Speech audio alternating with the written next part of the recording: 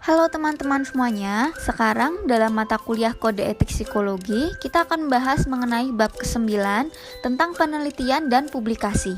Kami dari kelompok 9 yang akan membacakan mengenai pasal-pasal Kode Etik Psikologi yang beranggotakan Syammas Witari, Sita Aprilia Nurzaidina, dan Yehezkielda.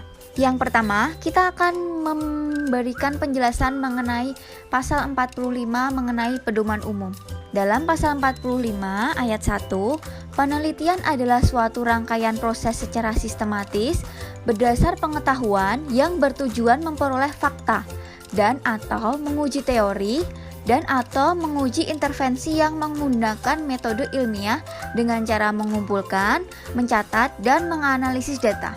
Kemudian di pasal 45 ayat kedua, psikolog dan atau ilmuwan psikologi dalam melaksanakan penelitian diawali dengan menyusun dan menuliskan rencana penelitian sedemikian rupa dalam proposal dan protokol penelitian, sehingga dapat dipahami oleh pihak-pihak lain yang berkepentingan. Psikolog dan atau ilmuwan psikologi membuat desain penelitian, melaksanakan, melaporkan hasil yang disusun sesuai standar atau kompetensi ilmiah dan etika penelitian.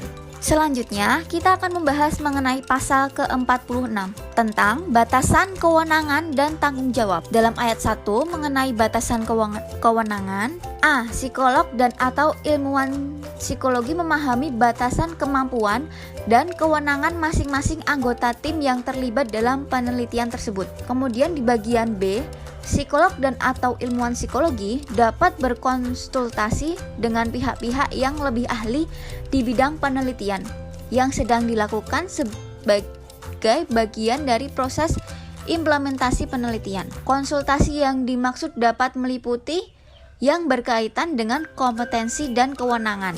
Misalnya, badan-badan resmi pemerintah dan swasta, organisasi profesi lain, komite khusus, kelompok sejawat, kelompok seminat, atau melalui mekanisme lain.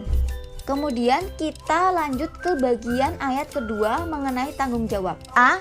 Psikolog dan atau ilmuwan psikologi bertanggung jawab atas pelaksanaan dan hasil penelitian yang dilakukan. Pada bagian B, psikolog dan atau ilmuwan psikologi memberikan perlindungan terhadap hak dan kesejahteraan partisipan penelitian atau pihak-pihak yang terkait, termasuk kesejahteraan hewan yang digunakan dalam penelitian. Selanjutnya, kita akan pindah ke bagian pasal 47 mengenai aturan dan izin penelitian. Di bagian ayat pertama berbunyi, psikolog dan atau ilmuwan psikologi harus memenuhi aturan profesional dan ketentuan yang berlaku, baik dalam perencanaan, pelaksanaan, dan penulisan publikasi penelitian. Dalam hal ini, termasuk izin penelitian dari instansi terkait dan dari pemangku wewenang dari wilayah dan badan setempat yang menjadi lokasi. Kemudian ayat kedua berisikan, jika persetujuan lembaga, komite riset atau instansi lain terkait dibutuhkan, psikolog dan atau ilmuwan psikologi harus memberikan informasi akurat mengenai rancangan penelitian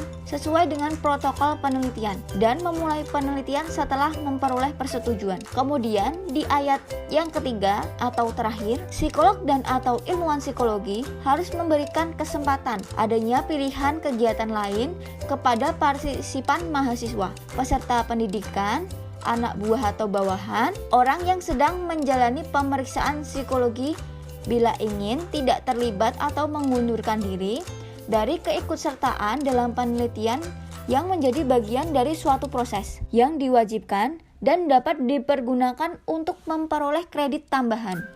Selanjutnya, pasal 48, partisipan penelitian. Adapun hal-hal yang perlu diperhatikan oleh psikolog dan ilmuwan psikologi dalam melakukan penelitian dan publikasi terkait partisipan dalam penelitian ini adalah 1. Psikolog dan atau ilmuwan psikologi mengambil langkah-langkah untuk melindungi perorangan atau kelompok yang akan menjadi partisipan penelitian dari konsekuensi yang tidak menyenangkan, baik dari keikutsertaan atau penarikan diri atau pengunduran diri dari keikutsertaan. Yang kedua, psikolog dan atau ilmuwan psikologi berinteraksi dengan partisipan penelitian hanya di lokasi dan dalam hal-hal yang sesuai dengan rancangan penelitian yang konsisten dengan perannya sebagai peneliti ilmiah.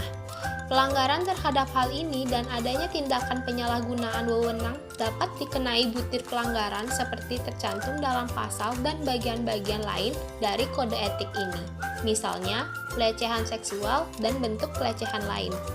Dan yang ketiga, psikolog dan atau ilmuwan psikologi harus memberi kesempatan adanya pilihan kegiatan lain kepada partisipan, mahasiswa, peserta pendidikan, anak buah atau bawahan, orang yang sedang menjalani pemeriksaan psikologi bila ingin tidak terlibat atau mengundurkan diri dari keikutsertaan dalam penelitian yang menjadi bagian dari suatu proses yang diwajibkan dan dapat dipergunakan untuk memperoleh kredit tambahan. Pasal 49 akan membahas mengenai informed consent dalam penelitian.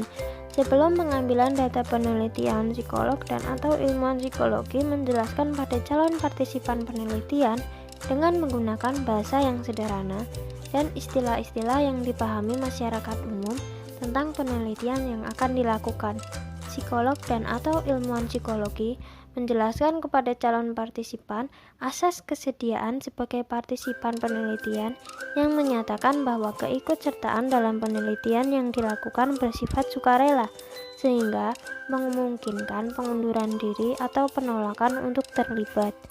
Partisipan harus menyatakan kesediaannya seperti yang dijelaskan pada pasal yang mengatur tentang itu. Dalam pasal ini, ada 3 hal yang perlu diketahui tentang informed consent. Yang pertama, informed consent penelitian. Dalam rangka mendapat persetujuan dari calon partisipan, psikolog dan atau ilmuwan psikologi menjelaskan proses penelitian. Secara lebih terinci, informasi yang penting untuk disampaikan adalah: yang pertama, tujuan penelitian, jangka waktu dan prosedur, antisipasi dari keikutsertaan, yang bila diketahui mungkin dapat mempengaruhi kesediaan untuk berpartisipasi, seperti risiko yang mungkin timbul, ketidaknyamanan, atau efek sebaliknya. Keuntungan yang mungkin diperoleh dari penelitian, hak untuk menarik diri dari keikutsertaan dan mengundurkan diri dari penelitian setelah penelitian dimulai, konsekuensi yang mungkin timbul dari penarikan dan pengunduran diri, keterbatasan kerahasiaan, insentif untuk partisipan, dan siapa yang dapat dihubungi untuk memperoleh informasi lebih lanjut. Yang kedua, jika partisipan penelitian tidak dapat membuat persetujuan karena keterbatasan atau kondisi khusus, psikolog dan atau ilmuwan psikologi melakukan upaya memberikan penjelasan dan mendapatkan persetujuan dari pihak berwenang yang mewakili partisipan, atau melakukan upaya lain seperti yang diatur oleh aturan yang berlaku. Yang ketiga, psikolog dan atau ilmuwan psikologi yang mengadakan penelitian intervensi dan atau eksperimen di awal penelitian menjelaskan pada partisipan tentang perlakuan yang akan dilaksanakan, pelayanan yang tersedia bagi partisipan, alternatif penanganan yang tersedia apabila individu menarik diri selama proses penelitian, dan kompensasi atau biaya keuangan untuk berpartisipasi, termasuk pengembalian uang dan hal-hal lain terkait bila memang ada ketika menawarkan kesediaan partisipan dalam penelitian. Yang keempat, psikolog dan atau ilmuwan psikologi berusaha menghindari penggunaan segala bentuk pemaksaan, termasuk daya tarik yang berlebihan, agar partisipan ikut serta dalam penelitian. Psikolog dan atau ilmuwan psikologi menjelaskan sifat dari penelitian tersebut. Berikut resiko, kewajiban, dan keterbatasannya. Selanjutnya yang kedua adalah informed consent dalam perekaman. Psikolog dan atau ilmuwan psikologi sebelum merekam suara atau gambar untuk pengumpulan data, harus memperoleh izin tertulis dari partisipan penelitian. Persetujuan tidak diperlukan bila perekaman murni untuk kepentingan observasi alamiah di tempat umum dan diantisipasi tidak akan berimplikasi teridentifikasi atau terancamnya kesejahteraan dan keselamatan partisipan penelitian atau pihak-pihak yang terkait. Bila pada suatu penelitian dibutuhkan perekaman tersembunyi, psikolog dan atau ilmuwan psikologi melakukan perekaman dengan tetap meminimalkan risiko yang diantisipasi dapat terjadi pada partisipan, dan penjelasan mengenai kepentingan perekaman disampaikan dalam debriefing. Dan hal yang terakhir adalah pengabaian informed consent. Psikolog dan atau ilmuwan psikologi Tidak harus meminta persetujuan partisipan penelitian. Hanya jika penelitian melibatkan individu secara anonim atau dengan kata lain tidak melibatkan individu secara pribadi dan diasumsikan tidak ada risiko gangguan pada kesejahteraan atau keselamatan serta bahaya-bahaya lain yang mungkin timbul pada partisipan penelitian atau pihak-pihak yang terkait. Penelitian yang tidak harus memerlukan persetujuan partisipan antara lain adalah penyebaran kuesioner anonim, observasi alamiah, penelitian arsip, yang kesemuanya tidak akan menempatkan partisipan dalam resiko pemberian tanggung jawab hukum atas tindakan kriminal atau perdata, risiko keuangan, kepegawaian, atau reputasi nama baik dan kerahasiaan. Selanjutnya adalah pasal 50, yaitu manipulasi dalam penelitian. Seorang psikolog atau ilmuwan psikologi tidak dibenarkan melakukan manipulasi dalam penelitian. Pasal 50 membahas apa yang perlu diperhatikan oleh psikolog dan ilmuwan psikologi dalam hal pengelabuan atau manipulasi. Seperti 1. Psikolog dan atau ilmuwan psikologi tidak diperkenankan menipu atau menutupi informasi yang mungkin dapat mempengaruhi calon niat partisipan untuk ikut serta, seperti kemungkinan mengalami cedera fisik, rasa tidak menyenangkan, atau pengalaman emosional yang negatif.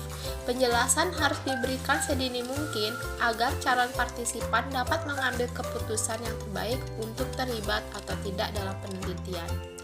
Yang kedua, psikolog dan atau ilmuwan psikologi boleh melakukan penelitian dengan pengelabuan.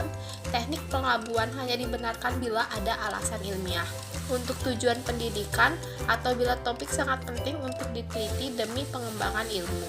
Sementara, cara lain yang efektif tidak tersedia. Bila pengelabuan terpaksa dilakukan, psikolog dan atau ilmuwan psikologi menjelaskan bentuk-bentuk pengelabuan yang merupakan bagian dari keseluruhan rancangan penelitian pada partisipan sesegera mungkin, sehingga memungkinkan partisipan menarik data mereka bila partisipan menarik diri atau tidak bersedia terlibat lebih jauh. Sekian dari kami, terima kasih.